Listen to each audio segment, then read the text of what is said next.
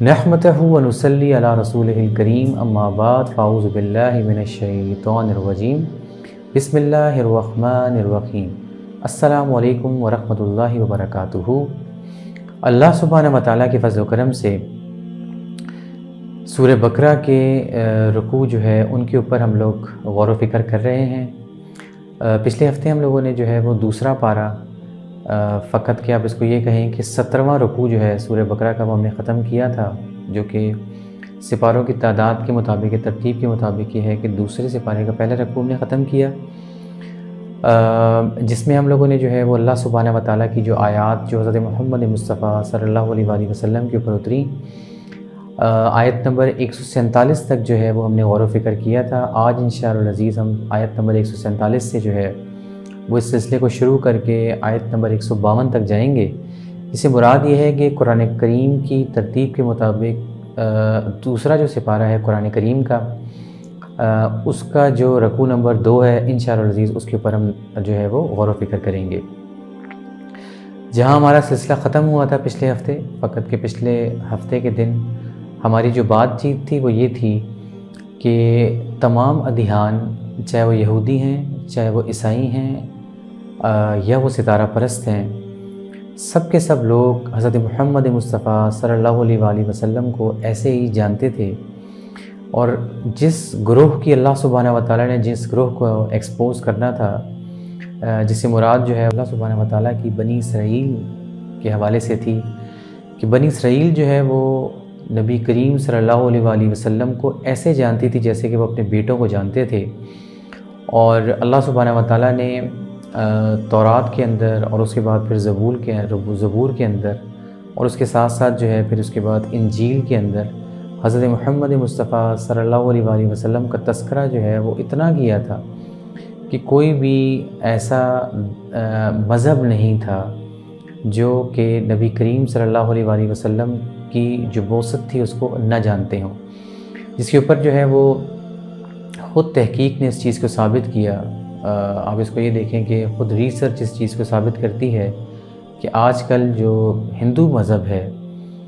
اس مذہب کو جو ہے وہ خود، اگر ہم نے جو بہت سارے رائٹرز ہیں اور جو بیسیکلی کمانڈ رکھتے ہیں اپنے مذہب کے اوپر، وہ خود حضرت محمد مصطفیٰ صلی اللہ علیہ وآلہ وسلم جو ہے ان کا دنیا کے اندر آنا اس کو سچ سمجھتے ہیں، اور اپنی جو کتابیں ہیں ان کے اندر اگر آپ دیکھیں، جس کے اندر ہم نے جو ہے وہ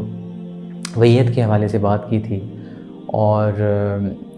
جو ہے وہ بہت سارے جو ہندو رائٹرز ہیں جس میں پرکاش ودبرائے جو ہیں ان کو ہم نے کوٹ کیا تھا کہ وہ اپنی کتابوں کے اندر خود یہ لکھتے ہیں کہ ہندو مذہب کے اندر بھی جو ہے وہ حضرت محمد مصطفیٰ صلی اللہ علیہ وآلہ وسلم کا دنیا میں آنا بالکل حق ہے، اور وہ بھی اس چیز کو مانتے ہیں، اور تمام جو مذاہب ہیں وہ اس کو مانتے اور جانتے تھے، اور جو طبقہ اس بات کو چھپا رہا تھا وہ بنی اسرائیل تھا، اور اس کو چھپانے کی جو ایک وجہ تھی وہ کیا تھی؟ ضد، جس کے اوپر اللہ سبحانہ و تعالیٰ کیا فرماتے ہیں کہ اے سننے والے، اب جب بات ہو رہی ہے اے سننے والے، حضرت محمد مصطفیٰ صلی اللہ علیہ وآلہ وسلم کی جو امت ہے، جس کو امت محمد مصطفیٰ صلی اللہ علیہ وآلہ وسلم اللہ سبحانہ و تعالیٰ نے فرمایا، جس کو اللہ سبحانہ و تعالیٰ نے امت معتدل بنایا کہ تم جو ہے وہ کیا بن جاؤ؟ گواہ بن جاؤ باقی تمام جو امتیں ہیں ان کے لیے، اور حضرت محمد مصطفیٰ صلی اللہ علیہ وآلہ وسلم جو ہے وہ روز محشر تمہارے اوپر گواہ بن جائیں گے، جس کے اوپر جو ہے ہم نے نبی کریم صلی اللہ علیہ وآلہ وسلم کی جو احادیث ہیں، جو احادیث صحیحہ ہیں، اس کے اندر ہم نے حضرت نوح علیہ السلام کی جو گواہی کا معاملہ اور حضرت نوح علیہ السلام کا جو گواہی کا قصہ، جو کہ اللہ سبحانہ و تعالیٰ کے حبیب حضرت محمد مصطفیٰ صلی اللہ علیہ وآلہ وسلم نے امت محمدیہ کو سنایا کہ کس طریقے سے روز محشر جو ہے وہ نوح علیہ السلام کی جو قوم ہے وہ نوح علیہ السلام کا انکار کرے گی یہ کہہ کر کہ ہمیں کوئی ڈرانے والا نہیں آیا تھا، اور جس کے اوپر جو ہے وہ حضرت نوح علیہ السلام کی جو گواہی ہے وہ کون دے گا؟ وہ امت محمد مصطفیٰ صلی اللہ علیہ وآلہ وسلم، جو کہ نبی کریم صلی اللہ علیہ وآلہ وسلم کی امت ہے۔ حضرت نوح علیہ السلام ان کی گواہی جو ہے وہ لیں گے۔ یہ وہ امت ہے جو کون سی امت ہوگی؟ یہ وہ احادیث کی روشنی کے اندر نبی کریم صلی اللہ علیہ وآلہ وسلم کی جو احادیث ہیں اس کی روشنی کے اندر یہ وہ لوگ ہیں جو کہ متقین ہیں، قرآن کریم کی روح سے جن کے اندر متقین کی نشانیاں پائی جاتی ہیں اور جو قرآن کریم کے ایک ایک حرف کو حق سمجھتے ہیں، اللہ سبحانہ و تعالیٰ کی آیات کی تکذیب نہیں کرتے، نہ وہ منافق ہیں اور نہ ہی وہ قرآن کریم کی آیات کا انکار کرنے والے ہیں، یہ لوگ ہیں جو حضرت محمد مصطفیٰ صلی اللہ علیہ وآلہ وسلم کی امت میں سے ہوں گے۔ یہ وہ لوگ ہیں جن کو اللہ سبحانہ و تعالیٰ نے مومنین جو ہے، مومن کے نام سے جو ہے وہ قرآن کریم کے اندر جن کا تذکرہ کیا ہے، یہ وہ لوگ ہیں جو اپنی جان کو اور اپنی مال کو اللہ سبحانہ و تعالیٰ کو بیچ ڈالتے ہیں اور اس کے عوض خرید لیتے ہیں جنت الفردوس۔ یہ وہ لوگ ہیں جو انبیاء کے ساتھ اللہ سبحانہ و تعالیٰ کھڑے کر دیں گے روز محشر کے دن۔ یہ وہ لوگ ہیں جو انبیاء کے ساتھ ہوں گے، یہ وہ لوگ ہیں جو حضرت محمد مصطفیٰ صلی اللہ علیہ وآلہ وسلم کی امت میں سے ہوں گے۔ نہ ہی منافقین جن کو اللہ سبحانہ و تعالیٰ نے سم بکم عمی فہم لا یرجعون کہہ کر دھتکار دیا، نہ ہی وہ لوگ جو اس امت میں سے ختم اللہ علی قلوبہم ولا سمعہم ولا ابصارہم غشاوۃ ولہم عذاب عظیم، یہ وہ مہریں ہیں جو اللہ سبحانہ و تعالیٰ لگا دیں گے فاسقوں کے اوپر، یہ وہ مہریں ہیں جو اللہ سبحانہ و تعالیٰ لگا دیں گے منافقین کے اوپر، یہ وہ مہریں ہیں جو اللہ سبحانہ و تعالیٰ لگا دیں گے اس شخص کے اوپر جو اس قرآن کریم کا انکار کرنے والا ہے کلمہ طیبہ پڑھنے کے بعد، جس کے بارے میں اللہ سبحانہ و تعالیٰ کیا فرماتے ہیں کہ یہ وہ لوگ ہیں جو عہد کر کر توڑ ڈالتے ہیں، جن کے اوپر جو ہے وہ اللہ سبحانہ و تعالیٰ کی لعنت ہے، جن کے اللہ سبحانہ و تعالیٰ کے فرشتوں کی لعنت ہے، جن کی اللہ سبحانہ و تعالیٰ کے تمام جو وہ لوگ ہیں جو اللہ سبحانہ و تعالیٰ کے ماننے والے ہیں ان کی لعنت ہے، جس میں صالحین ہیں، جن میں مومنین ہیں، اور ان میں اللہ سبحانہ و تعالیٰ کی لعنتیں ہی لعنتیں ہیں۔ اور یہ وہ لوگ ہیں جو لوگ قرآن کریم سے دور ہیں، جو قرآن کریم سے دور کرنے والے ہیں، یہ وہ لوگ ہیں جو کلمہ طیبہ کا اقرار کر کر انکار کرنے والے ہیں۔ تو اللہ نہ کرے کہ ہم جو ہیں وہ ایسے سننے والے ہو جائیں کہ حق تیری طرف سے، اب تیرے رب کی طرف سے آ چکا ہے، کس کے اوپر؟ حضرت محمد مصطفیٰ صلی اللہ علیہ وآلہ وسلم، تو تم ہرگز شک کرنے والوں میں نہ ہونا۔ ہمیں اپنے آپ کو آج ایک پروسیس سے گزارنا ہے، اور وہ پروسیس یہ ہے کہ قرآن کریم کو اپنے سامنے رکھ کر اپنے آپ کو اس چیز کے اوپر ہم نے پرکھنا ہے کہ کہیں ہم کلمہ پڑھنے کے بعد کہیں اس کا انکار تو نہیں کر بیٹھے ہیں، کہیں ہم اس عہد کو کر کے اس عہد کو توڑ تو نہیں بیٹھے۔ اللہ سبحانہ و تعالیٰ نے متقین کی، اللہ تعالیٰ کی آیات کے انکار کرنے والے فقط کے کفار کی، اور پھر اس کے بعد جو ہے وہ منافقین کی نشانیاں جو ہے قرآن کریم کے اندر کھول کے بتائیں۔ اب ہمیں یہ فیصلہ کرنا ہے کہ ہم کس طبقے کے ساتھ ہیں۔ نبی کریم صلی اللہ علیہ وآلہ وسلم کی امت وہ ہے جن میں متقین کی نشانیاں پائی جاتی ہیں۔ ان کی نشانیوں میں جھوٹے انسان کا، جھوٹ بولنے والے کا اس قرآن کریم سے کوئی تعلق نہیں ہو سکتا، فقط یہ ہے کہ متقین سے کوئی تعلق نہیں ہو سکتا۔ اس قرآن کریم کو ماننے والے کا، حضرت محمد مصطفیٰ صلی اللہ علیہ وآلہ وسلم کی جو امت ہے اس میں وہ شخص وہ نہیں ہو سکتا جو بد عہدی کرنے والا ہو، وعدہ خلاف ہو، عہد و پیمان کو توڑنے والا ہو، انصاف کو قائم کرنے کے بجائے انصاف کا جو ہے وہ پیمانہ، اور جو ہم نے انصاف کے کٹہرے اس جگہ پہ، جس جگہ پہ بھی ہم رہتے ہیں وہاں پہ لگائے ہوئے ہیں، اس کے اندر وہ اگر وہ جھوٹی گواہیوں کا سہارا لے کر وہ اگر جو ہے وہ مال کو اپنا رب بنا کر جو ہے وہ فیصلے کرنے والا ہے، وہ حرام مال کو اپنے پیٹ میں ڈال کر اور حرام خود بھی کھاتا ہے اور اپنی اولاد جو اس کو اللہ سبحانہ و تعالیٰ نے عطا کی ان کو بھی کھلاتا ہے، اسی طریقے سے وہ شخص جو ہے جو اپنے مال کے اندر جو ہے وہ حرام کو شامل کرتا ہے، اسی طریقے سے وہ شخص جو سود کا کھانے والا ہے اور سود کا حصہ ہے اور سود کو کھا کر جو ہے وہ اس کی کسی قسم کا جو ہے وہ اس کا جو ضمیر ہے وہ اس کو نہیں مطلب اس طرف نہیں وہ آتا ہے کہ اس کا ضمیر اس کو پریشان کرے کہ وہ یہ کیا کر رہا ہے۔ اگر اس کو اس کی کمائی کے اندر جو ہے وہ سود ہے اور وہ اوپر سے لے کے نیچے تک اس سود کے اندر جو ہے وہ برے طریقے سے پھنسا ہوا ہے، اور اس کے پیسے جو ہیں وہ کسی نہ کسی بینک کے اندر، چاہے وہ بیت المال جیسی شکل یا اسی طریقے سے جو شکلیں اس وقت کی گورنمنٹس نے ہمیں دی ہوئی ہیں، اگر اس کا مال ان سب چیزوں کے اندر موجود ہے تو اس سے مراد یہ ہے کہ وہ سفارشیں کروا کر مینس کہ لوگوں کو اپنا سفارشی سمجھتا ہے، رب کو اپنا سفارشی نہیں سمجھتا۔ وہ اس طریقے سے یہ کہ اس نے کچھ غلط آپ کہہ سکتے ہیں کہ جگہوں کے اندر اپنی جو وہ سارے کے سارے جو توکل کی معراجیں تھیں جو ہونی چاہیے تھیں اس کی اللہ سبحانہ و تعالیٰ کے اوپر، مگر وہ سارے کے سارے توکل کی معراجیں اگر اس کی لوگوں کے ساتھ وابستہ ہیں اور اگر اس نے زمینی خداؤں کو جو ہے وہ اپنا حقیقی خدا بنا رکھا ہے تو پھر وہ نہ ہی اس امت معتدل کا حصہ ہو سکتا ہے جس نے روز محشر جو ہے وہ حضرت نوح علیہ السلام کی گواہی دینی ہے، نہ وہ متقین کی جماعت میں ہے، وہ کفار کی جماعت میں ہو سکتا ہے، وہ منافقین کی جماعت میں ہو سکتا ہے، اس کے اوپر ختم اللہ علی قلوبہم وعلی سمعہم کی مہریں ہو سکتی ہیں، اس کے اوپر صم بکم عمی فہم لا یرجعون جو ہے اس کا سایہ تو ہو سکتا ہے، اس کے اوپر جو ہے وہ کفر کی مہریں تو ہو سکتی ہیں، اس کے اوپر متقین صادر یا ثابت نہیں ہو سکتی۔ اور یہی قرآن کریم کا فتویٰ ہے، یہی قرآن کریم جو ہے اس کا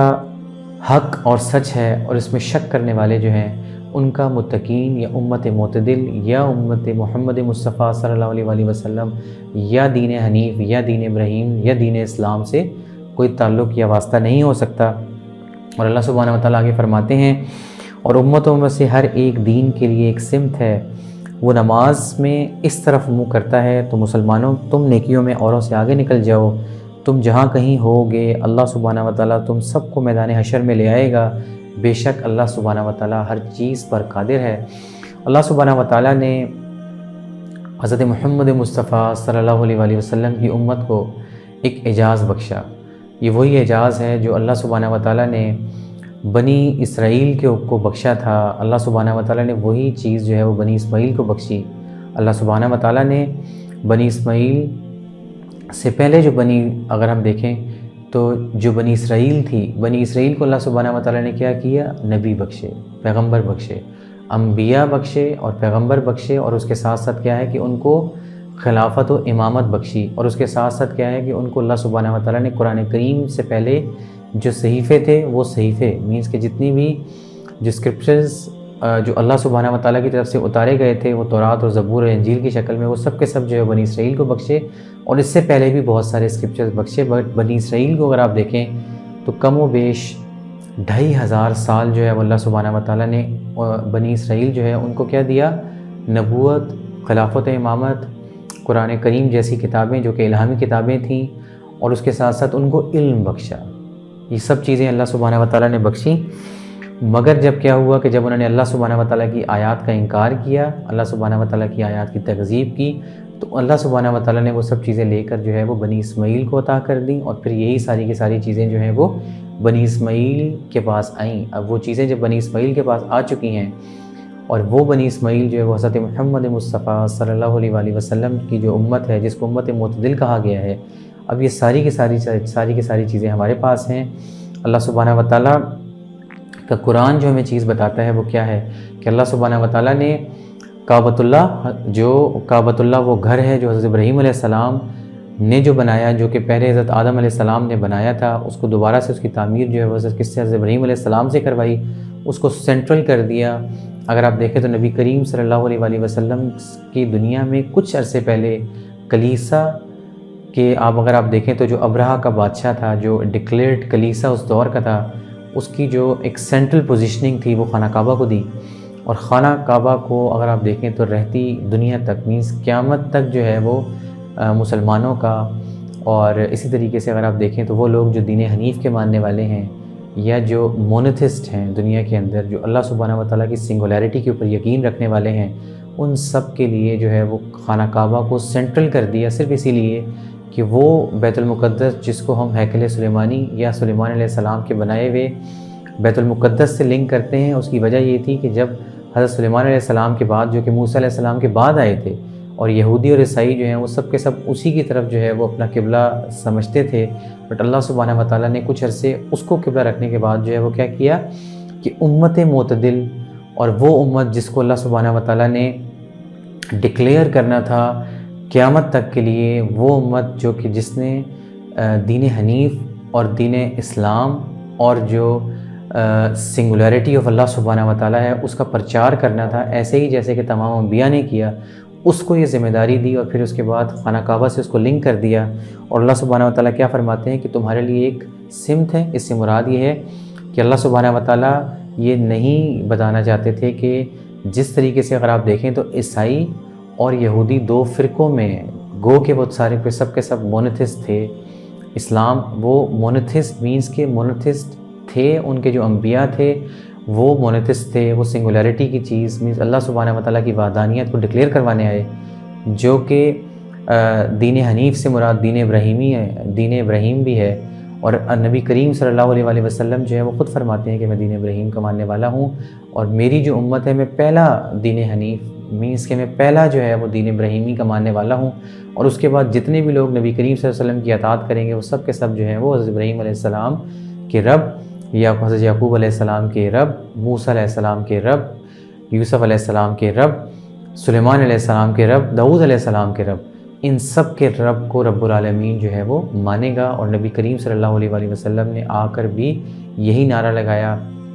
کہ میری قولی عبادتیں، میری مالی عبادتیں، میری اگر آپ دیکھیں تو اس کے ساتھ ساتھ جسمانی عبادتیں، میرا جینا، میرا مرنا، سب کچھ اللہ سبحانہ و تعالیٰ کے لیے، ایسے ہی جیسے کہ حضرت ابراہیم علیہ السلام نے اسی طریقے سے جو ہے وہ دین حنیف کا پرچار کیا، اسی طریقے سے حضرت یعقوب علیہ السلام نے دین حنیف کا پرچار کیا، حضرت یوسف علیہ السلام نے بھی اس طریقے سے جو ہے وہ دین حنیف کا پرچار کیا،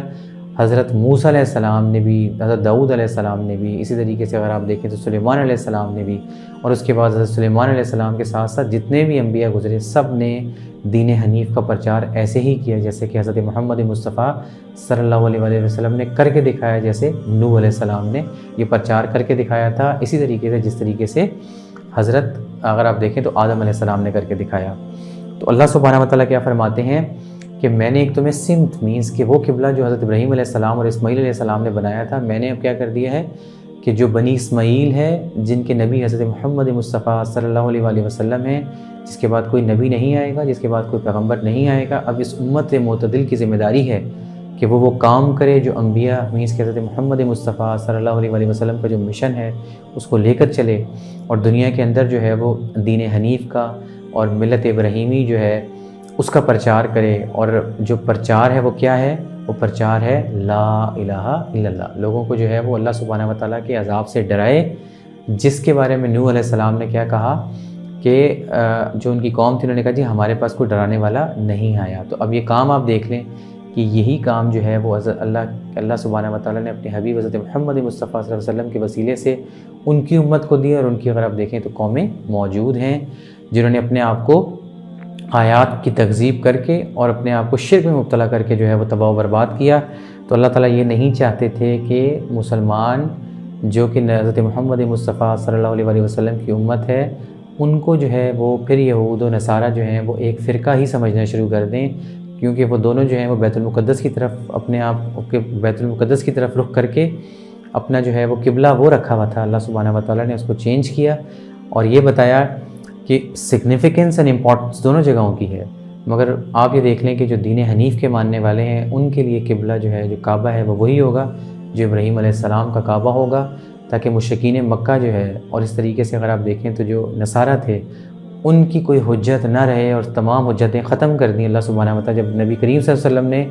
اعلان ابراہیمی اور دین ابراہیمی کا پرچار ہی کر دیا تو پھر اللہ سبحانہ و تعالیٰ نے کیا فرمایا، اور جو آپ چاہتے تھے، جو آپ کے دل میں تھا، جس طرف آپ قبلہ جس طرف منہ کر کے آپ نماز پڑھنا چاہتے تھے، جو آپ قبلہ چاہتے تھے، تو میں نے آپ کی خواہش کو پورا کرتے ہوئے آپ کی جو آپ چاہتے تھے میں نے آپ کو وہی حکم دے دیا۔ اب آپ جو ہیں وہ کیا کریں کہ اس سمت کی طرف جو ہیں وہ اس سمت ہو جائیں اور پھر اس کے بعد نماز ادا کریں۔ تو تم مسلمانوں کو اللہ تعالیٰ کیا حکم دے رہے ہیں کہ تم نیکیوں میں اوروں سے آگے نکل جاؤ، اور یقین رکھو کہ تم جہاں کہیں بھی ہوگے اللہ سبحانہ و تعالیٰ تم سب کو میدان حشر میں لے آئے گا، بے شک اللہ سبحانہ و تعالیٰ ہر چیز پر قادر ہے۔ اب اللہ سبحانہ و تعالیٰ جو ہے وہ بتا یہ رہے ہیں کہ قبلے کی سمت سے مراد یہ ہے کہ جب تم خانہ کعبہ کی طرف جو ہے وہ نماز پڑھو گے تو اس سے ہوگا کیا کہ اللہ سبحانہ و تعالیٰ جو ہے جب وہ مناجات کریں گے تو ان کا نور انسان کو حاصل ہوگا، اس کے جو کفر کی موریں ہیں، اس کی جو منافقانہ چیزیں ہیں وہ اس کے اندر سے نکلیں گی،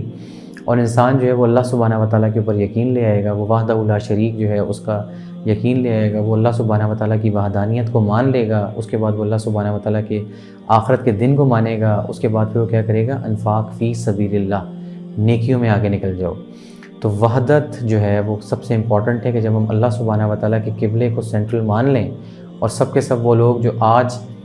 چاہے وہ 1.5 ارب ہیں یا 2.25 ارب ہیں، ان سب کا جب قبلہ جو ہے وہ ایک ہے، اور قبلہ ایک کون سا ہے، وہ خانہ کعبہ ہے، سب کے سب جو ہے وہ خانہ کعبہ کی طرف جو ہے وہ خانہ کعبہ کی طرف اپنا منہ رکھ کر جب نماز پڑھتے ہیں تو ہم یہ دیکھتے ہیں کہ پھر وہ نیکیوں میں کون سی جو ہے وہ سبقت لے کے جا رہے ہیں۔ کیا ہم وہ نیکیاں کرتے ہیں؟ سود لینے والے اور سود دینے والے دونوں کے دونوں کہاں جائیں گے؟ وہ بنی اسرائیل کی قوم کی طرح غرق ہو جائیں گے یا وہ دین حنیف کے ماننے والے ہوں گے؟ یہ نیکی نہیں ہو سکتی۔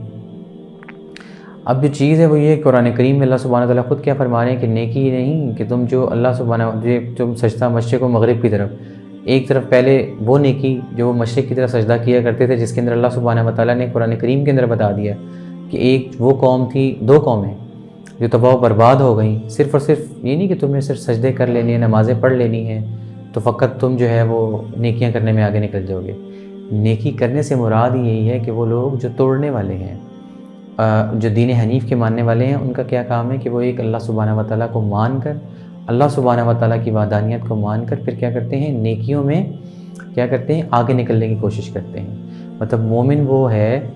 جو اپنی ہر کام کو کرنے کے لیے کیا کرتا ہے، وہ اللہ سبحانہ وتعالیٰ کی رضا کا طالب ہوتا ہے۔ وہ ہر کام میں یہ دیکھتا ہے کہ کہیں میں اللہ سبحانہ وتعالیٰ کی آیات کا انکار تو نہیں کر رہا۔ مومن طنز نہیں کر سکتا۔ اللہ تعالیٰ نے قرآن کریم کے اندر بتا دیا کہ جو طنز کرنے والا ہے، اب آپ دیکھیں ویل لکل ہمزۃ لمزہ، طنز کرنے والا، غیبت کرنے والا، گن گن کے مال کو رکھنے والا جو ہے، یہ سب کے سب کیا ہو جائیں گے، ان کو میں آگ کے لمبے لمبے ستونوں کے اندر ڈال دوں گا جہاں سے وہ واپس بھی نہیں آ سکیں گے۔ اللہ سبحانہ وتعالیٰ نے قرآن کریم کے اندر بتا دیا کہ ناشکرے جو ہیں ان کے ساتھ جو ہے وہ اللہ سبحانہ وتعالیٰ بہت سخت معاملہ کریں گے۔ معاذ اللہ استغفر اللہ کہ اللہ سبحانہ وتعالیٰ کا سخت ترین جو عذاب ہے وہ ناشکروں کے لیے جو ہے وہ تیار کیا گیا ہے، اور اللہ سبحانہ وتعالیٰ ان کی میزبانی کیا کریں گے، جہنم کی آگ سے کریں گے۔ اسی طریقے سے اگر آپ دیکھیں تو اللہ سبحانہ وتعالیٰ نے انصاف کرنے کا حکم دیا ہے۔ جو شخص انصاف قائم کرے گا، وہ جس جگہ پہ ہو، وہ چاہے کسی بھی طرح کی نوکری کر رہا ہے، وہ اللہ تعالیٰ کی طرف سے جو ہے وہ کسی گورنمنٹ پوزیشن پہ بیٹھا ہے، وہ اللہ سبحانہ وتعالیٰ کی طرف سے کوئی ادارہ چلا رہا ہے، اگر وہ ناانصافی قائم کرے گا تو وہ بنی اسرائیل کی قوم سے تو ہو سکتا ہے، دین حنیف کا ماننے والا نہیں ہو سکتا۔ اس طریقے سے اللہ سبحانہ وتعالیٰ نے کیا فرمایا کہ جو گال پھلانے والے ہیں، فقط کے تکبر کرنے والے ہیں، یہ اللہ سبحانہ وتعالیٰ کو پسند نہیں۔ تو اللہ تعالیٰ کو تکبر پسند نہیں ہے۔ تکبر کرنے والا جو ہے وہ بنی اسرائیل کی تباہ شدہ قوم کے ساتھ تو اٹھایا جا سکتا ہے، وہ ان لوگوں کے ساتھ جیسے کہ ابو جہل جیسے جو لوگ ہیں، تبت یدا ابی لہب و تب جو ہیں، وہ ان کے ساتھ تو تباہ ہو سکتے ہیں، ان کی پیٹوں کے اوپر جو ہے وہ ان کے بدعمالیوں کے عذاب جو ہیں وہ تو ہو سکتے ہیں، مگر ان کا تعلق جو ہے وہ دین حنیف سے نہیں ہو سکتا، وہ متقین جو ہیں ان کی نشانیوں میں نہیں ہو سکتے۔ تو تین چیزوں کا اقرار جو ہے وہ سب سے امپورٹنٹ ہے۔ تین چیزوں سے مراد کیا ہے؟ اللہ سبحانہ وتعالیٰ کو ایک ماننا، اللہ سبحانہ وتعالیٰ کی آخرت سے دن کے مراد ہی یہی ہے کہ میرے جیسے اعمال ہوں گے ویسے ہی میری روز محشر جو ہے وہ جگہ ہوگی۔ کوئی نسبت، کوئی چیز، کوئی سرکار، کوئی مرشد، کوئی ولی، کوئی دنیا کا بندہ کوئی نہیں نکال سکتا۔ حضرت نوح علیہ السلام اپنی قوم کو نہیں بچا سکیں گے روز محشر، اور یہ بتانے والے ہیں اللہ سبحانہ وتعالیٰ کے سچے حبیب حضرت محمد مصطفیٰ صلی اللہ علیہ وآلہ وسلم۔ تو پھر اسی طریقے سے آپ سمجھ لیں کہ جب حضرت عیسیٰ علیہ السلام کی قوم نے یہ سمجھ لیا کہ ہمارے نبی اور ہمارے پیغمبر نے اپنی جان پیش کر کے اب ہم جتنے بھی گناہ کریں گے اس کو معاف کروا لیں گے، اللہ سبحانہ تعالیٰ فرماتے ہیں کہ ایسا کچھ بھی نہیں ہونے لگا۔ اللہ سبحانہ تعالیٰ کے حبیب حضرت محمد مصطفیٰ صلی اللہ علیہ وسلم نے فرما دیا ایسا کچھ بھی نہیں ہونے لگا۔ ان تین چیزوں کے اوپر آ جاؤ، اللہ کو ایک مان لو، اور پھر اس کے بعد آخرت کے دن پر یقین رکھو، اور پھر انفاق فی سبیل اللہ کرو، نیکیوں میں آگے نکل جاؤ۔ ہمارا آج آپ دیکھ لیں ہمارا سٹینڈرڈ یہ ہے کہ ہم ویل لکل ہمزۃ لمزہ کا پورا انکار کرتے ہیں، کلمہ پڑھنے کے بعد بد عہدی کرتے ہیں، عہد کو توڑنے والے ہیں۔ عہد کے توڑنے والوں کے اوپر اللہ سبحانہ وتعالیٰ اور اس کے فرشتوں کی لعنت تو ہو سکتی ہے، ان کے اوپر اللہ سبحانہ وتعالیٰ کی رحمت نہیں ہو سکتی۔ آج جس معاشرے میں ہم رہ رہے ہیں، جس کو ہم اسلامی جمہوریہ پاکستان کہتے ہیں، اس اسلامی جمہوریہ پاکستان کے اندر، جمہوری لفظ تو ویسے بھی غلط ہی ہے، اس اسلامی پاکستان کے اندر اللہ سبحانہ وتعالیٰ کی ہمیں معاذ اللہ استغفر اللہ ایک ایسا معاشرہ جس میں اللہ سبحانہ وتعالیٰ اور اس کے فرشتوں کی اور اس کے مومنین کی اور اس کے متقین کی اور اس کے صالحین کی لعنتیں تو نظر آتی ہیں، اللہ سبحانہ وتعالیٰ کی رحمتیں نظر نہیں آتی۔ ہمارا عدالتی نظام، ہمارا تعلیمی نظام، ہمارا سیکولر قسم کا معاشی نظام، ہمارا سیکولر قسم کا پولیٹیکل نظام، ہمارا ہر نظام جو ہے وہ اس قرآن کریم کا اقرار کرنے کے بجائے انکار کرتا ہوا نظر آتا ہے کلمہ طیبہ پڑھنے کے بعد، اور قرآن کی روح سے ہم قرآن کریم کے منکر ہیں، ہم نہیں مانتے قرآن کریم کو، مگر ہم ایک فریب کے اندر ہیں۔ ہمارا نفس ہمارا جو ہے اس نے ہمیں جو ہے وہ اس فریب کے اندر رکھا ہوا ہے کہ ہم جنت کے متولی ہوں گے اور نبی کریم صلی اللہ علیہ وآلہ وسلم جو ہے ان کے ساتھ ہم داخل ہو جائیں گے۔ بریلوی یہ سمجھتا ہے کہ میں بریلوی ہونے کی وجہ سے نبی کریم صلی اللہ علیہ وسلم کا دامن جو ہے وہ لے کے ساتھ چلوں گا۔ وہ لوگ جو سید علی حجویری رحمۃ اللہ علیہ کے ماننے والے ہیں، ان کو لگتا ہے کہ وہ ان کے دامن کو پکڑ کے جو ہے وہ جنت میں داخل ہو جائیں گے۔ وہ لوگ جو بابا بلے شاہ کے ماننے والے ہیں، ان کو لگتا ہے وہ ان کے دامن کو پکڑ کے شامل جو ہے وہ چلے جائیں گے۔ اور اسی طریقے سے اگر آپ دیکھیں تو جو سلطان باہو رحمۃ اللہ علیہ کے ماننے والے ہیں، ان کو لگتا ہے کہ یہ نسبت ہمیں بچا لے گی۔ یہی لوگ اللہ سبحانہ و تعالیٰ کے نیک اور خاص لوگ جو ہیں انکار کر دیں گے کہ وہ ہمیں نہیں جانتے۔ شرک کرنے والے کا اللہ سبحانہ و تعالیٰ کے وحدہ لا شریک جو ہے، جو اللہ تعالیٰ کی آیات کی تکذیب کرنے والا ہے، جو اللہ سبحانہ و تعالیٰ کو ایک نہیں مانتا، جو اللہ سبحانہ و تعالیٰ کے ساتھ شرک کرتا ہے، ان کا ان نیک ہستیوں سے کوئی تعلق واسطہ نہیں ہو سکتا۔ یہ ہمارا نفس ہمارا ہے، یہ وہ جنات ہیں جو ہمارے ساتھ برے طریقے سے چمٹ چکے ہیں، جن کے چمٹنے کی وجہ سے ہم نے قرآن کریم جو ہے اس کو سائڈ پہ کر کے رکھ دیا ہے، مطلب اس کو پس پش ڈال دیا ہے۔ اب جو ہماری روحانی تربیت جو اللہ سبحانہ و تعالیٰ کے نور نے کرنی تھی، اب وہی روحانی تربیت جو ہے وہ جنات، اور وہی روحانی تربیت جو ہے وہ شیاطین اور شیاطین کی طاقتیں جو ہیں وہ ہماری کرتی ہیں۔ اور ہم ان نیکیوں میں آگے نکلنے کے بجائے ہم کیا کرتے ہیں؟ ہم حرص کرتے ہیں، ہم حسد کرتے ہیں، ہم تکبر کرتے ہیں، ہم انا کے اوپر فیصلے کرتے ہیں۔ یہ وہ ضد تھی جس ضد کی وجہ سے نہ یہودیوں نے اپنے فرقے کو چھوڑا، نہ ہی جو ہے وہ عیسائیوں نے اپنے فرقے کو چھوڑا، اور یہی وہ ضد ہے جس کی وجہ سے آج کی فرقہ پرستی جو ہے وہ ہم نہیں چھوڑنا چاہتے، اور نہ چھوڑنے کی وجہ وہی ضد ہے جو ایک یہودی کی ضد تھی اور ایک عیسائی کی ضد تھی، وہی آج کے مسلمان کی ضد ہے۔ اگر ہم نیکیوں میں آگے نکلنا چاہتے ہیں تو ہمیں اللہ سبحانہ و تعالیٰ کے اوپر یقین کرنا پڑے گا، ہمیں اللہ سبحانہ و تعالیٰ کے ساتھ ساتھ جو ہے وہ آخرت کے دن پر یقین کرنا پڑے گا، جہاں پہ اللہ سبحانہ و تعالیٰ ہماری سزا اور جزا کا مالک ہے، اور پھر ہمیں جو ہے وہ انفاق فی سبیل اللہ کا معاملہ کرنا ہوگا۔ اور اگر ہم نہیں مانتے اور اسی ضد کے ساتھ ہم قبروں میں داخل ہو جائیں گے، اگر آپ دیکھ لیں تو آج کے معاشرے کے اندر لوگوں کی کوشش جو ہے وہ مال اکٹھا کرنا ہے، حلال اور حرام بھی کوئی تمیز نہیں ہے۔ آج کے دن میری ایک جگہ پر انٹریکشن تھا اور ہم ان سے یہ بات کر رہے تھے کہ رشوت عام ہے، رشوت ہم نہیں دیں گے تو لینے والے جو ہیں پھر وہ خود مجبور ہو جائیں گے اور وہ نہیں لیں گے، جس کے اوپر جو ہے وہ ایک صاحب نے کہا کہ پھر ہمیں جنت میں جانا ہوگا۔ متقین کی نشانیوں میں مومن نہ رشوت دے سکتا ہے اور نہ رشوت لے سکتا ہے۔ ہمیں فیصلہ یہ کرنا ہوگا کہ ہم متقین کی لسٹ میں ہیں، ہم سم بکم عمی فہم لا یرجعون کی لسٹ میں ہیں، یا ہم ختم اللہ علی قلوبہم کی لسٹ میں ہیں۔ ہم جس لسٹ میں ہیں اسی لسٹ میں اٹھائے جائیں گے، اس سے کوئی تعلق واسطہ نہیں ہے کہ کس نے لا الہ الا اللہ محمد رسول اللہ کا اقرار کیا، یا کس نے جو ہے وہ عیسوی نبوت کا اقرار کیا، یا کس نے جو ہے وہ موسوی نبوت کا اقرار کیا، اور کس نے جو ہے وہ ملت ابراہیمی جو ہمیں چیز سمجھنی ہے کہ حضرت ابراہیم علیہ السلام جو ہیں، جس طریقے سے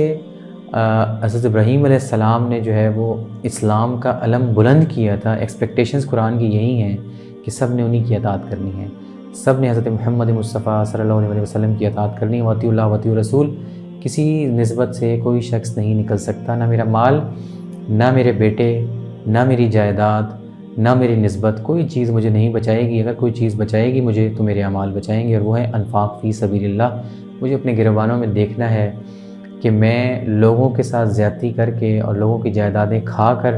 اللہ کو کس منہ سے جو ہے وہ دکھاؤں گا، کس منہ سے میں نبی کریم صلی اللہ علیہ وسلم کو دکھاؤں گا، اور کس منہ سے حضرت نوح علیہ السلام جو ہے وہ بتائیں گے کہ یہ امت میری گواہی دے گی۔ ایسی امت گواہی نہیں دے سکتی۔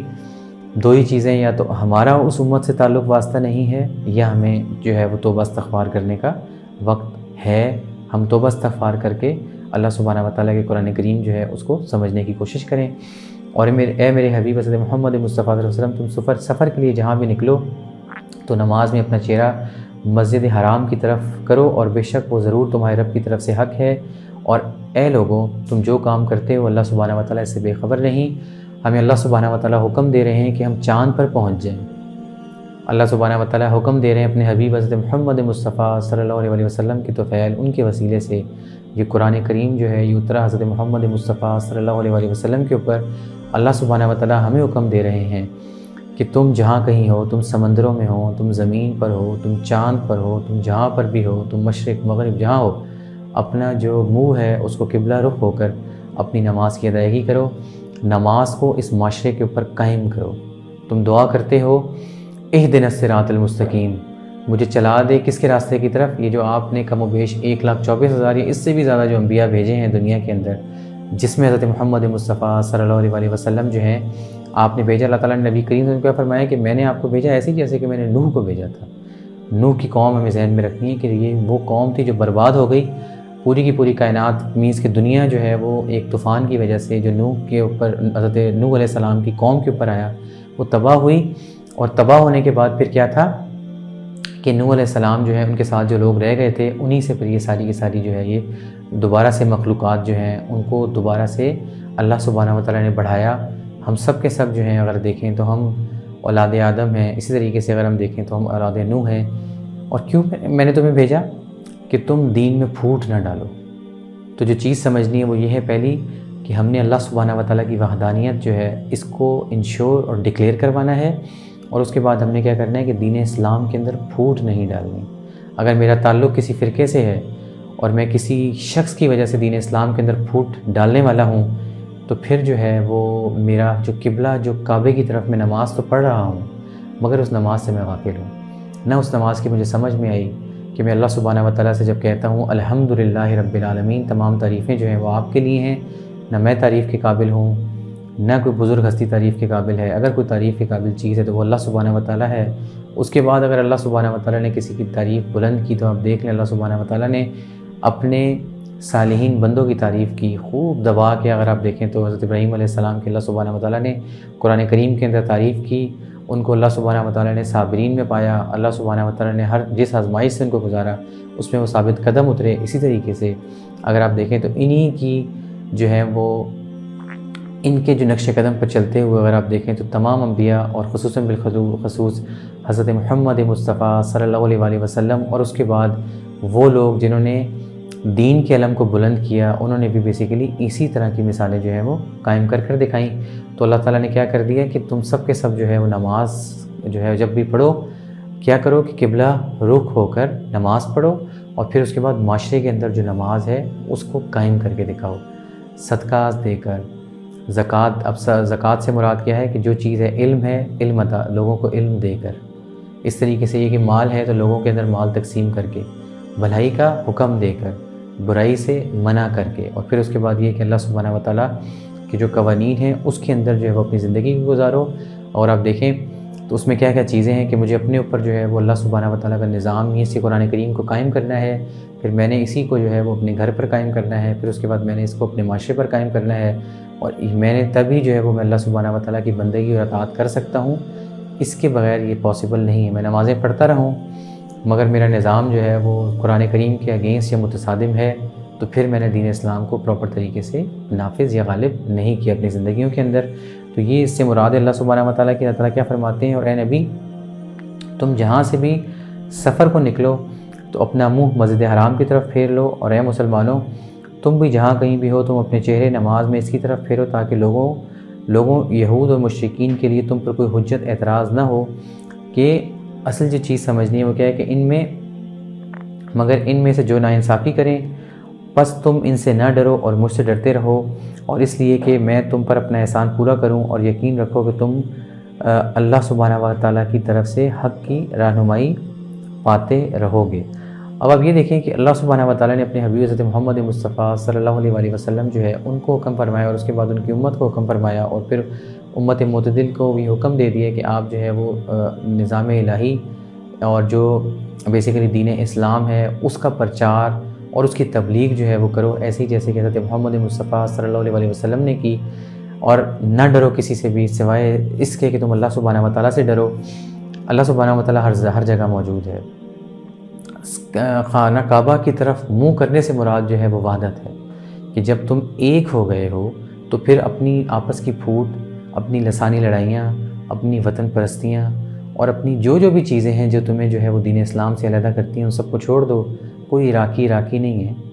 کوئی ایرانی نہیں ہے، کوئی سعودی نہیں ہے، کوئی پاکستانی نہیں ہے، سب کے سب جو ہیں وہ دین حنیف کے ماننے والے ہیں، اور سب کے سب جو ہے وہ دین اسلام کے ماننے والے ہیں۔ کوئی امریکی اور کوئی ہر وہ شخص جو کلمہ طیبہ لا الہ الا اللہ کا ماننے والا ہے، چاہے وہ آسمان پہ ہے، مینس کہ وہ آسمان سے مراد کیا ہے کہ اگر وہ چاند کے اوپر بھی پہنچے گا تو اس نے نماز جو ہے وہ خانہ کعبہ کی طرف ہی پڑھنی ہے۔ اس سے مراد یہ ہے کہ اپنی علائشیں جو تمہارے اوپر جو چڑھ چکی ہیں، منافقت کی علائشیں جو ہیں، اور یہ دنیا کی جو محبتیں اور رنگینیوں کی جو علائشیں ہیں، ان کو اتارو۔ 5 دفعہ قبلہ رو ہو کر نماز پڑھنے کے ساتھ تم جب نوافل ادا کرتے ہو، اور پھر تب تم 4 سورہ اشراق کی نمازیں پڑھتے ہو، اور قبلہ رو ہو کے جب تم کہتے ہو الحمدللہ رب العالمین، تمام تعریفیں اللہ سبحانہ و تعالیٰ کے لیے ہیں، اور الرحمن الرحیم، وہی رحمان بھی ہے، وہی رحیم بھی ہے، مالک یوم الدین، کہ وہ مالک ہے جو کہ یوم الحساب جو ہے اس کو قائم کرنے والا ہے، اور اس دن جس کے جیسے اعمال ہوں گے اس کی وہ جگہ ہوگی۔ تو یہاں پہ تمہیں انفاق فی سبیل اللہ کرنے کا حکم دیتا ہے اللہ سبحانہ و تعالیٰ۔ پھر تم جب کہتے ہو ایاک نعبد و ایاک نستعین، کہ آپ ہی سے ہم مدد مانگتے ہیں، اللہ سبحانہ و تعالیٰ سب کچھ آپ ہی ہیں، اور ہم اپنا سر جو ہے وہ آپ کے سامنے جھکاتے ہیں۔ ہم نے اپنا سر جھکا دیا آپ کے سامنے، ایسے ہی جیسے کہ حضرت ابراہیم علیہ السلام نے سر جھکا دیا تھا۔ اور آپ دیکھ لیں کہ اپنے سورج کو کہا کہ میرا رب نہیں ہو سکتا، چاند کو دیکھ کے کہا یہ غروب ہونے والے ہیں۔ تو کوئی مغربی طاقت ہے یا کوئی مشرقی طاقت ہے کسی کے سامنے جو ہے وہ جھکنے کی، ڈرنے کی؟ اللہ سبحانہ و تعالیٰ فرماتے ہیں کہ بس ایک رب کو مان لو، اور اس رب کو مان کے جو ہے وہ اس کی مان لو، مالک یوم الدین۔ پھر کیا کرو؟ پھر مالک یوم الدین ایاک نعبد و ایاک نستعین اہدنا الصراط المستقیم صراط الذین انعمت علیہم غیر المغضوب علیہم ولا الضالین۔ پھر ہم اللہ تعالیٰ سے عہد کرتے ہیں، پھر اس سے مانگتے ہیں، پھر اس کے بعد اسی کے روب اور دبدبے کی وجہ سے ہم رکوع کرتے ہیں کہ اللہ سبحانہ و تعالیٰ آپ ہی اونچے ہیں، آپ ہی طاقتور ہیں۔ پھر ہم سجدہ کرتے ہیں، اپنی ناک رگڑتے ہیں کہ اللہ سبحانہ و تعالیٰ اس سورہ فاتحہ کو جو ہم نے پڑھا، جو آپ نے مجھے سکھائی اور بتلائی، کس کے تھرو؟ حضرت محمد مصطفیٰ صلی اللہ علیہ وسلم کی، مجھے بھی چلا دیں اس راستے کی طرف، نہ کہ میں کیا کروں کہ میں اس کی طرف چلوں جو کہ جن کے اوپر عذاب ہو۔ مگر آپ دیکھیں اس کو پڑھنے کے بعد ہمارا قبلہ کیا ہوتا ہے۔ ہمیں ویسٹرن بننے کا شوق ہے، ہمیں جو آج ویسٹرن ورلڈ ہے، وہ جو گلیمرس قسم کا ورلڈ ہے، وہ اس کی پوجا کرنے کی، اس کی پرستش کرنے کی ہمیں کتنا شوق ہے۔ ہمیں جو ہے وہ ویسٹرن لائف سٹائل جو ہے وہ کتنا پسند ہے، اور ہمیں جو پروٹوکولز ہیں، جیسے چائنیز پریزیڈنٹ کا پروٹوکول ہے، یو ایس پریزیڈنٹ کا پروٹوکول ہے، ویسے ہی پاکستانی وزیر اعظم کو جو ہے پروٹوکول لینے کا شوق ہے، اور 400 500 گاڑیاں جو ہیں ان کو بند کر کے، لوگوں کی جو ہے وہ عزتوں کو مجروح کر کے، اور اگر آپ دیکھیں تو اپنے اس ٹریفک میں بند کر کے جو ہے وہ کتنے جو ہیں وہ انسان، جس کی تکریم اللہ سبحانہ و تعالیٰ کے حبیب حضرت محمد مصطفیٰ صلی اللہ علیہ وسلم نے فرمایا کہ خانہ کعبہ سے زیادہ ہے، ان کی اللہ تعالیٰ معاف کریں کہ اموات ہو جاتی ہیں، ایک شخص سے پروٹوکول لیتا ہے۔ مگر آپ یہ دیکھیں کہ ہم یہ سب کچھ کرتے ہیں، ہم کس کی پوجا کرتے ہیں؟ ہم کیا مشرکین جو ہے ان کی طرف چلتے ہیں؟ ہم یہود جو ہیں ان کے جو ہے وہ ان کی طرف چلتے ہیں؟ ہم نصارہ جو ہیں ان کی طرف چلتے ہیں، یا ہم دین حنیف کے ماننے والے ہوتے ہیں؟ تو یہ اللہ سبحانہ و تعالیٰ ہمیں جو ہے وہ بتا رہے ہیں کہ وہ لوگ جو ناانصافی کریں گے، چاہے وہ آج کے یہودی ہیں، چاہے وہ اوبیسلی بنیامن نیتن یہو، بڑا امپورٹنٹ ہے کہ وہ بنیامن کا ریپرزنٹیٹیو ہے۔ یہ وہی قبائل ہیں جو آپس میں لڑتے تھے، 12 کے بعد 2 رہ گئے، 2 پرومیننٹ ہوئے۔ آپ دیکھ لیں بنجامن کی ہسٹری اٹھا کے دیکھ لیں۔ آج ہم بنجامن نیتن یہو کو اپنا آئیڈیل سمجھتے ہیں، ڈونلڈ ٹرمپ کو اپنا آئیڈیل سمجھتے ہیں، یا حضرت محمد مصطفیٰ صلی اللہ علیہ وسلم کو اپنا آئیڈیل سمجھتے ہیں؟ ہم اپنے تعلیمی نظام کی طرف دیکھیں کہ ہر وہ شخص جو اللہ سبحانہ و تعالیٰ سے دور کر رہا ہے، چاہے وہ اس تعلیم سے اللہ سبحانہ و تعالیٰ کے نظام کو نکال کے تعلیم دینے کی کوشش کر رہا ہے، وہ سیاست جس میں وہ نظام الہی کو نکال کے سیاست پیش کرنے کی کوشش کر رہا ہے، یا وہ سیکولر مائنڈ سیٹ جو کہتا ہے کہ دین کا سیاست سے کوئی تعلق نہیں۔ جب ہمارا اللہ سبحانہ و تعالیٰ کے ساتھ کوئی تعلق ہی نہیں ہے تو پھر قرآن کریم کو تھامنے کا تعلق یا واسطہ ہمارے سے کیا ہے؟ یہ ہمیں سمجھنا ہے کہ ہم کس کے پیچھے ہیں۔ تو پورا اللہ تعالیٰ کیا فرماتے ہیں کہ اپنا چہرہ جو ہے وہ پورا اللہ سبحانہ و تعالیٰ کا جو قبلہ ہے خانہ کعبہ، اس کی طرف ہو جاؤ اور مناجات کرو اللہ سبحانہ و تعالیٰ سے، اور مانگو جو حق ہے، اور تھام لو اس کتاب کو پوری طرح۔ پھر تم جو ہے وہ کیا کرو گے؟ اطاعت کرو گے حضرت محمد مصطفیٰ صلی اللہ علیہ وسلم کی، ورنہ یہ اطاعت ایسی نہیں ہے۔ اور جو تم بو گے وہی تم کاٹو گے، تو تم وہ کرو جو اللہ سبحانہ و تعالیٰ کہہ رہے ہیں، تاکہ پھر اللہ سبحانہ و تعالیٰ تم پر احسان کرے، تمہارے گناہوں کو معاف کرے، تم توبہ کرو، استغفار کرو، اس کے بعد تھام لو اور مان لو کہ یہی حق ہے۔ اور اللہ تعالیٰ کیا فرماتے ہیں؟ تم جس طرح ہم نے کیا کیا، ہم نے تم میں سے ایک رسول بھیجا۔ اب کیا ہے کہ اللہ سبحانہ و تعالیٰ نے ہم پر احسان کیا اور ہم پہ کیا کیا کہ حضرت محمد مصطفیٰ صلی اللہ علیہ وسلم کو بھیجا، جو تمہیں ہماری آیتیں سناتے ہیں اور تمہیں شرک سے پاک کرتے ہیں، اور تمہیں کتاب اور حکمت جو ہے وہ اس کے کیا کرتے ہیں، کتاب اور حکمت سکھاتے ہیں، اور تمہیں وہ علم سکھاتے ہیں جو تم نہیں جانتے۔ یہ بڑی امپورٹنٹ چیز ہے کہ معاذ اللہ استغفر اللہ، آج ہم نے ایک ڈیوائیڈڈ قسم کا، ایک پھوٹا ٹوٹا، ایک ڈسٹارٹڈ قسم کی، ایک عجیب و غریب قسم کی جو ڈسٹارٹڈ قسم کی جو ہسٹری ہے وہ ہمیں بتائی جاتی ہے۔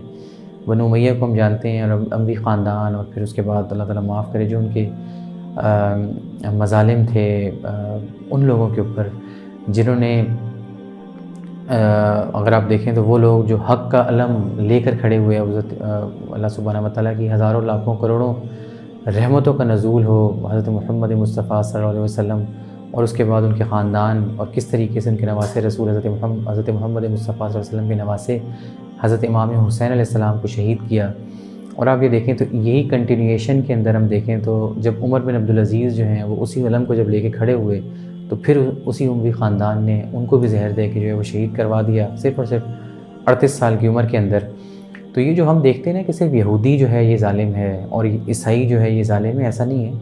مسلمان سب سے زیادہ ظالم ہے۔ جب وہ دین کو چھوڑتا ہے ایک کلمہ گو، تو وہ کیا ہوتا ہے کہ وہ عہد کر کے عہد کو توڑ ڈالتا ہے، اور پھر وہ یزید کے نقش قدم پہ چلتا ہے، پھر وہ جو ہے وہ رامیس فرعون کے نقش قدم پر چلتا ہے۔ وہ کلمہ طیبہ چھوڑ کے انسانیت کی معراج سے گر کر نفس سے امارہ کے اس مقام پہ پہنچتا ہے کہ وہ اللہ سبحانہ و تعالیٰ جو ہے پھر اس کو کفر، اس کو شرک، اس کو گمراہی کی اس جگہ پہ پہنچاتے ہیں کہ پھر وہ اللہ سبحانہ و تعالیٰ سے جنت کی کوئی جگہ طلب نہ کر سکے۔ یہ بڑے بڑے اگر ہم دیکھیں تو اللہ تعالیٰ معاف کرے، جو اموی اور بنو امیہ کے جو بڑے بڑے بادشاہ گزرے ہیں، سب کے سب کلمہ گو لوگ تھے، سب کے سب قرآن کریم پڑھتے تھے، مگر کیا ہے کہ ان کے اوپر یہ جو اللہ سبحانہ و تعالیٰ نے رسول بھیجا تھا حضرت محمد مصطفیٰ صلی اللہ علیہ وسلم، ان کی قرآن کریم آیات تو سنائیں، مگر جو چیز سمجھنی ہے وہ یہ ہے کہ جس شرک سے ان کو پاک کرنے کے لیے اور ان کے نفوس کو پاک کرنے کے لیے جو تربیت دی گئی تھی صحابہ کرام کو، آپ یہ دیکھیں تو انہی تربیت یافتہ صحابہ کرام کو یہ معاذ اللہ استغفر اللہ بنو امیہ کا خاندان ان کو شہید کر کے اور اس کے اوپر ان کو تکبر کرتے تھے، اور معاذ اللہ ان کی جو لاشیں تھیں ان کو خانہ کعبہ کے اور مکہ کے دروازے ہیں ان کو لٹکا کے اور خشک ہوا کرتے تھے۔ اور یہ وہ خاندان تھا جو حضرت بکر صدیق رضی اللہ تعالیٰ عنہ جو ہے وہ ان کی اولادوں میں سے تھے۔ یہ وہ خاندان تھا جو حضرت علی رضی اللہ تعالیٰ عنہ، حضرت فاطمہ الزہرا رضی اللہ تعالیٰ عنہ کی اولادوں میں سے تھے۔ یہ صرف 50 سال 60 سال 70 سال کے بعد کا وقت ہے نبی کریم صلی اللہ علیہ وسلم سے جانے کے بعد۔ تو ہمیں جو ایک یہودی جو ایک نظر آ رہا ہے نا کہ یہ کافر ہے اور یہ ہندو کافر ہے، عیسائی کافر ہے، ہمیں مسلمانوں کو اپنے گریبانوں میں جھانکنا ہے کہ اصل میں ہم پر کفر کی مہریں ہیں، ہم جو ہیں وہ یزیدیت کے ماننے والے ہیں، ہم جو ہیں وہ نمرود کے پیروکار ہیں، ہم جو ہیں وہ فرعونیت کے پیروکار ہیں، ہمارا دین اسلام سے کوئی تعلق واسطہ نہیں ہے، تبھی یہ ہمارے حالات ہیں۔ اور اللہ سبحانہ و تعالیٰ کے حبیب حضرت محمد مصطفیٰ صلی اللہ علیہ وسلم نے فرمایا کہ جب محشر کا میدان قائم ہوگا تو 1000 میں سے 999 لوگ جو ہیں وہ جہنمی ہو جائیں گے اور ایک شخص جو ہے وہ جنتی ہوگا۔ تو یہ 999 ہم جیسے ہی جو ہیں وہ جو کہتے ہیں کہ جی اللہ تعالیٰ جو ہے وہ 70 ماؤں سے زیادہ محبت کرنے والا ہے۔ فرعون کو اللہ تعالیٰ نے توبہ کا وقت نہیں دیا تھا جب نزا کا وقت آ گیا تھا، تو ہمیں نزا کی وقت سے پہلے توبہ کر کے قرآن کریم کی آیات کو ماننا ہے۔ اور اس میں جو سب سے امپورٹنٹ چیز ہے وہ یہ کیا ہے کہ اللہ سبحانہ و تعالیٰ کے حبیب حضرت محمد مصطفیٰ صلی اللہ علیہ وسلم جو ہے وہ نفوس کو پاک کرتے ہیں۔ نفس کے اوپر جو قرآن کریم کا سب سے امپورٹنٹ سبجیکٹ تھا، بڑے بڑے آپ عالم دیکھ لیں، ایک شخص ہے جو اسکالر ہے، مذہبی اسکالر ہے، ایک شخص مفتی ہے، مفتی عالم ہے۔ مفتی سے مراد یہ کہ مفتی رجب علی کو ہم نے نہیں بھولنا کہ جو مفتی رجب علی جو ہے وہ اسپائنگ کا کام کرتا تھا ایسٹ انڈیا کمپنی کے لیے، ٹیپو سلطان کے اگینسٹ مفتی تھا، مگر اس کی نفس نے اس کو، نفس ہمارا جو ہے نا وہ اس کی نفس مطمئنہ کی طرف نہیں اس کو لے جا سکی۔ یہ ایسے ہی بہت سارے ملا تھے اور حفاظ تھے جو حضرت امام حسین علیہ السلام جو ہے ان کو اس وقت یزید کا ساتھ دیا، اس کا اعلان کیا، مگر ان کی نفوس جو تھیں، جو ناپاک قسم کی ان کی نفسیں تھیں جن کی وہ پوجا کرتے تھے، تکبر، حسد، جلن، بادشاہت کا شوق، اور پھر اس کے بعد یہ ہے کہ رقص کی محفلیں، اور پھر اس کے بعد جو ہے وہ دنیاوی لذتیں اور مال اور سونا چاندی آج بھی اسی طرح کے لوگ موجود ہیں، اور ہر وہ شخص جو جب حریت کی بات کرتا ہے، ہر وہ شخص جب نظام الہی کو نافذ کرنے کی بات کرتا ہے، ہر وہ شخص جو خانہ کعبہ سے مراد جو ہے وہ ایک مسلمانوں کو ایک کرنے کی، امت کو ایک کرنے کی بات کرتا ہے، سب کا سب جو ہے وہ اللہ تعالیٰ کے حبیب حضرت محمد مصطفیٰ نے کیا فرمایا کہ یہ سارے کے سارے جو ناپاک لوگ ہیں یہ سب کے سب کفر کے خلاف سب اکٹھے ہو جاتے ہیں۔ جو چیز ہمیں سمجھنی ہے، تو ہمیں یہ سمجھنا ہے کہ ہم کس کے ساتھ ہیں، ہم کس قرآن کے ماننے والے ہیں۔ ہمارا نفس نفس ہمارا ہے، ہمارا نفس نفس لوامہ ہے، ہمارا نفس جو ہے وہ نفس ملہمہ ہے، ہمارا نفس نفس مطمئنہ کی معراج حاصل کرے گا کہ نہیں کرے گا۔ اللہ سبحانہ و تعالیٰ نے نفس مطمئنہ کے بارے میں تو فرمایا ہے کہ وہ تو جاویدانی ہے ان کے لیے، ان کو تو موت ہے ہی نہیں۔ تو ہمارے تو زیادہ تر طبقات جو ہیں وہ موت سے ڈراتے ہیں، مر جاؤ گے تو کیا ہوگا۔ نفس مطمئنہ کو تو موت ہی نہیں ہے۔ نفس مطمئنہ کے عامل شخص اب تم جنت میں داخل ہو جاؤ، میں تم سے راضی اور تم مجھ سے راضی۔ حضرت امام حسین علیہ السلام نے رہتی دنیا تک مثال قائم کر کے دکھائی کہ نفس مطمئنہ کی معراج کیا ہوتی ہے۔ یہ ہے مقام رضا کہ اپنی جان، اپنی مال، اپنی عزت، اپنی آبرو، اپنا مال، اپنی دنیا کی ایک ایک چیز، اپنی سب کچھ، اولاد، اپنے بیٹے، اپنی بیٹیاں، اپنا خاندان، سب کچھ پیش کر دیا اپنے جو نانا جان تھے ان کے دین کے لیے۔ یہ وہی دین حنیف تھا، ایسے ہی جیسے کہ ان کے آباء و اجداد میں حضرت ابراہیم علیہ السلام نے حضرت اسماعیل علیہ السلام کو پیش کر دیا تھا اور مقام رضا حاصل کر لیا تھا۔ یہی وہ راستہ ہے جو قیامت تک جو ہے وہ انسان جو ہے وہ اس کے اوپر چل کے اللہ سبحانہ و تعالیٰ کے دین حنیف جو ہے اس کو سمجھ سکتا ہے اور اس کے اوپر جو ہے وہ عمل کر سکتا ہے۔ اس کے ساتھ ساتھ دیکھیں تو اللہ سبحانہ و تعالیٰ نے وہ علوم، اگر آپ دیکھیں تو کتنے علوم ہیں جو اللہ سبحانہ و تعالیٰ کے حبیب حضرت محمد مصطفیٰ صلی اللہ علیہ وسلم کی جو احادیث صحیحہ ہیں، بخاری شریف کے اندر اگر آپ دیکھیں تو کتنے علوم ہیں جو حضرت محمد مصطفیٰ صلی اللہ علیہ وسلم نے اپنی امت کو سکھائے، اور تمام امتوں کے لیے جو ہے وہ روزے آپ دیکھیں تو قیامت کے دن تک اس کے اندر جو ہیں وہ بے انتہا آپ دیکھیں تو نصیحتیں ہیں، سبق آموز باتیں ہیں، زندگی گزارنے کے طریقے ہیں، آپ کے ہیلتھ کیئر کے سسٹمز، پھر آپ کی جو اکنامک سسٹمز ہیں سارے کے سارے، وہ اللہ تعالیٰ نے قرآن اور اس کے بعد پھر صاحب قرآن حضرت محمد مصطفیٰ صلی اللہ علیہ وسلم سے جو ہے وہ اس کو اوپن اپ کیا۔ پھر اگر آپ دیکھیں تو کتنے علم، چاہے وہ جنگی حکمت عملی ہیں، آپ یہ دیکھ لیں کہ نبی کریم صلی اللہ علیہ وسلم جو ایک بہترین والد، حضرت محمد مصطفیٰ صلی اللہ علیہ وسلم جو ہے وہ ایک بہترین داماد، حضرت محمد مصطفیٰ صلی اللہ علیہ وسلم ایک بہترین رول ماڈل، آپ ان کو زندگی میں کہیں پہ بھی فٹ ان کر لیں تو اللہ سبحانہ و تعالیٰ نے کیا کیا ہے کہ اپنے حبیب حضرت محمد مصطفیٰ صلی اللہ علیہ وسلم سے یہ سب کچھ اتارا۔ یہ وہ دعا تھی جو حضرت ابراہیم علیہ السلام اور ان کے چہیتے بیٹے حضرت اسماعیل علیہ السلام جو ہے انہوں نے مانگی تھی، اگر آپ دیکھیں تو۔ اور اس کے ساتھ ساتھ اللہ سبحانہ و تعالیٰ جو ہے اس پورے کے پورے رکوع کو سم اپ کرتے ہیں کس چیز کے اوپر کہ تم مجھے یاد کرو، میں تمہیں یاد کروں گا،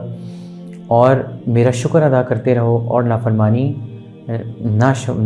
اب دیکھیں اب کیا ہے، اور میری ناشکری نہ کیا کرو۔ اب آپ یہ دیکھیں کہ اللہ سبحانہ و تعالیٰ نے دین حنیف کے بارے میں ہمیں بتایا۔ اللہ سبحانہ و تعالیٰ نے کیا فرمایا؟ فَاذْكُرُونِی أَذْكُرُکُم، وہ کیا ہے کہ تم مجھے یاد کرو، میں تمہیں یاد کروں گا۔ اللہ تعالیٰ قرآن کریم میں کیا فرماتے ہیں کہ جو شخص میری یاد سے غافل ہے اس کے اوپر میں کیا کرتا ہوں کہ ایک شیطان جو ہے اس کو میں اس کے اوپر نافذ کر دیتا ہوں۔ مطلب یہ کہ وہ شیطان کا بندہ ہوتا ہے، وہ رحمان کا بندہ نہیں ہوتا۔ تو تم مجھے یاد کرو، ہر وقت اٹھتے بیٹھتے ہر وقت آپ نے کیا کرنا ہے کہ اللہ سبحانہ و تعالیٰ کو یاد کرنا ہے۔ اللہ سبحانہ و تعالیٰ کے حبیب حضرت محمد مصطفیٰ صلی اللہ علیہ وسلم فرماتے ہیں کہ جب اللہ کا بندہ جو ہے وہ اکیلے میں اللہ سبحانہ و تعالیٰ کو یاد کرتا ہے تو پھر اللہ سبحانہ و تعالیٰ اس کو اکیلے میں یاد کرتے ہیں۔ جب اللہ سبحانہ و تعالیٰ کا بندہ جو ہے اس کا نام جو ہے وہ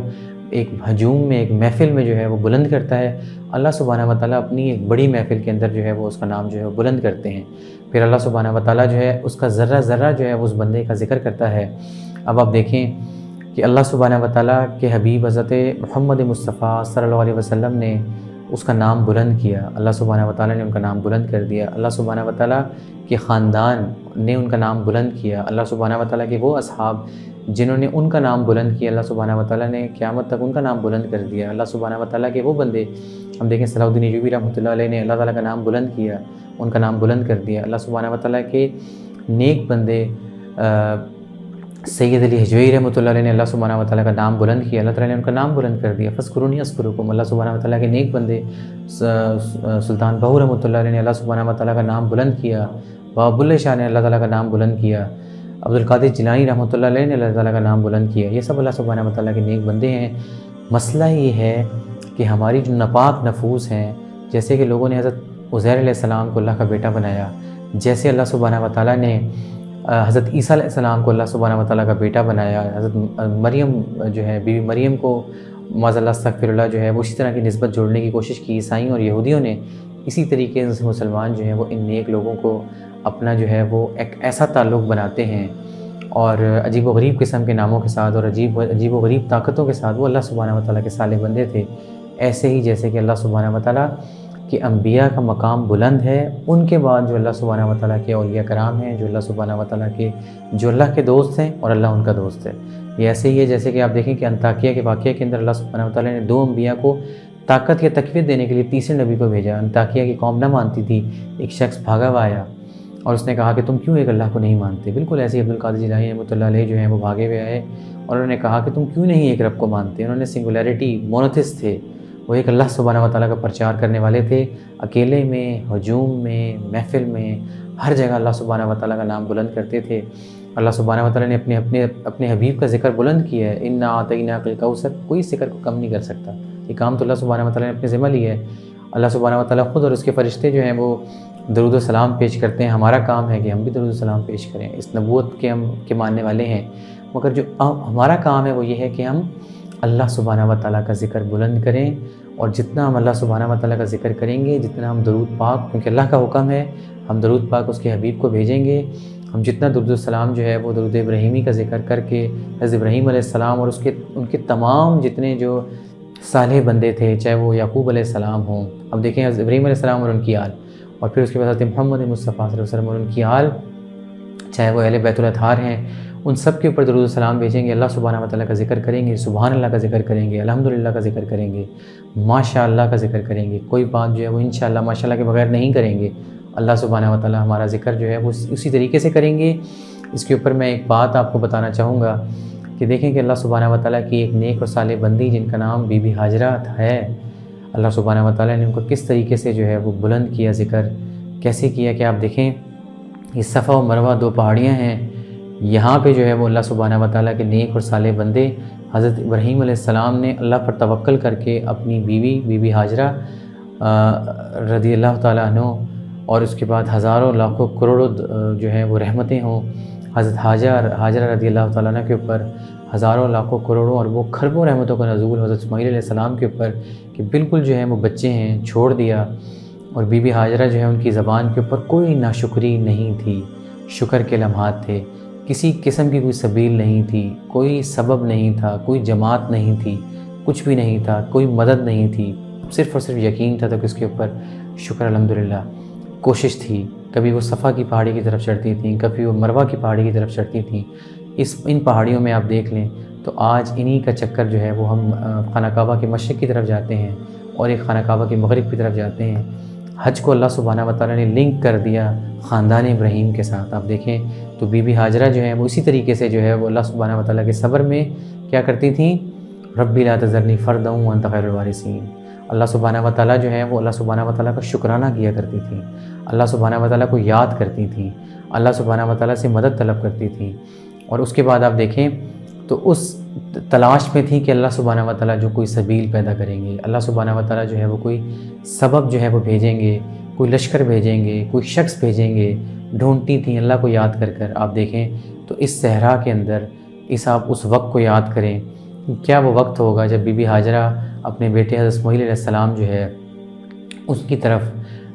دیکھ رہی ہیں، بیٹا جو ہے وہ زاروں کے طرح رو رہا ہے اور پانی کی تلاش ہے، اور اس تلاش کے اندر جو ہے وہ اللہ سبحانہ و تعالیٰ نے اپنے فضل و کرم سے حضرت اسماعیل علیہ السلام کے پیروں سے جو ہے وہ پانی کو جاری کیا، اور وہ جب گئی وہاں پر تو آپ دیکھیں کہ وہ اپنے انگوٹھوں سے وہ پانی کو جو ہے وہ چوس رہے تھے۔